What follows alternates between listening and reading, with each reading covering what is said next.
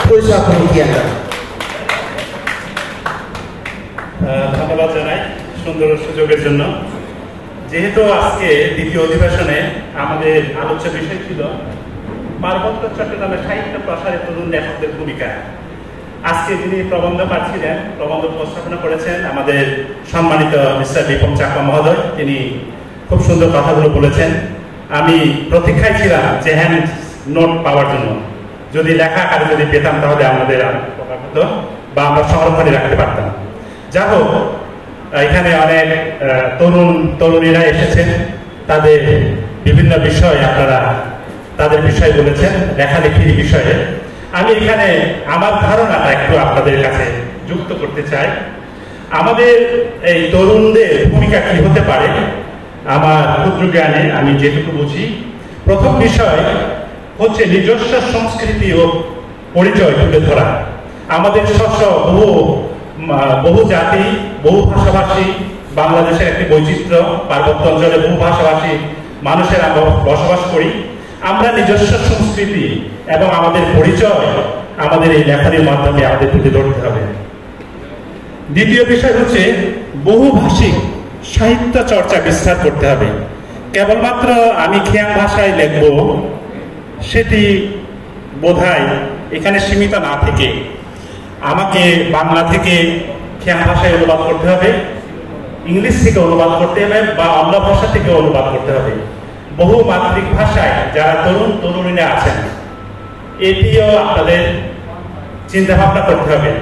এভাবে আমরা আমাদের সাহিত্য সমৃদ্ধ করতে পারি এবং আমাদের আদিবাসী সমাজের যে বিষয়গুলো রয়েছে সেগুলো আমাদের লেখনের মাধ্যমে সেই বাস্তবতাগুলো আমাদের তুলে ধরতে হবে। আমাদের জীবন সংকট, তারপরে বিভিন্ন সমস্যা, যেখানে উন্নয়ন, যেখানে ভালো কাজ হচ্ছে সেইগুলো আমাদের সাহিত্যের মাধ্যমে তুলে ধরতে হবে। আর চতুর্থ বিষয়ে একজন বলে গিয়েছেন যে অনলাইন প্ল্যাটফর্মে সাহিত্য ছড়ানো এখন সবচাইতে সুযোগ এবং সবচাইতে আমরা বেশি নিয়োজিত থাকি। ফেসবুক, ব্লগ, ইউটিউব এবং অনলাইন ম্যাগাজিন হতে পারে, ইবুক হতে পারে। এইসব জায়গায়ও আপনাদের পদাচারণা যদি থাকে তাহলে আপনারা আরো অন্যদের কাছে, অন্য ভাষাভাষীদের কাছে আমরা পৌঁছে যেতে পারি, আমাদের মাতৃভাষাকে আমরা ছড়িয়ে দিতে পারি। এবং আমাদের বিভিন্ন সংগঠন আছে, সাহিত্য সংগঠন হতে পারে এবং বিভিন্ন সংগঠন, সাংস্কৃতিক সংগঠন হতে পারে। এইগুলোর মধ্যেও আমরা লেখালেখির পরিবেশ তৈরি করতে পারি এবং নতুন লেখক যারা তরুণী রয়েছেন তাদেরকে আমরা আহ্বান করতে পারি, ইনভাইট করতে পারি। আর 6 নম্বর আমি যেটি বিষয় চিন্তা করেছি, জাতিগোষ্ঠীর ইতিহাস। আমাদের অনেক সমৃদ্ধ ইতিহাস আছে।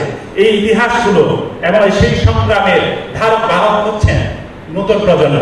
তারা সেই সকল সংরক্ষণ করে সেইগুলো লেখনের মাধ্যমে সাহিত্য রচনা করতে পারেন এবং শিশু কিশোরদের জন্য সাহিত্য তৈরি করতে পারেন এবং সেই রচনায় শিশুরাও পড়বে, তারাও উৎসাহিত হবে।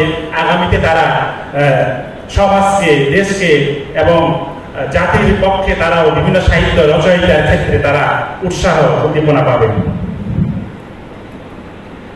আর শেষ বিষয় হচ্ছে সাহিত্যকে সাংস্কৃতিক সেতু বন্ধনে আমাদের পরিণত করতে হবে। কিভাবে সেটি হচ্ছে, সাহিত্য আমরা উৎসব করতে পারি। কোনো জায়গায় যদি বই মেলা হয় বা আমাদের যে কোনো অনুষ্ঠানে সেই ধরনের একটা সাংস্কৃতিক সেতু বন্ধনের মাধ্যমে আমরা বিভিন্ন সংকলন প্রকাশ করতে পারি, মাতৃভাষার উপর বা অন্য ভাষাভাষীর উপর অনুবাদ করতে পারি। সেইভাবে আমরা সাহিত্য উৎসবের মধ্য দিয়ে আমরা এইগুলো কাজগুলো করতে পারি। এগুলো হচ্ছে যারা তরুণ আছে, তরুণ লেখকদের কাছে আমার এইগুলো হচ্ছে প্রস্তাবনা, আমার চিন্তাধারা থেকে আমি এখানে উপস্থাপনা করলাম। সবাই ভালো থাকবেন।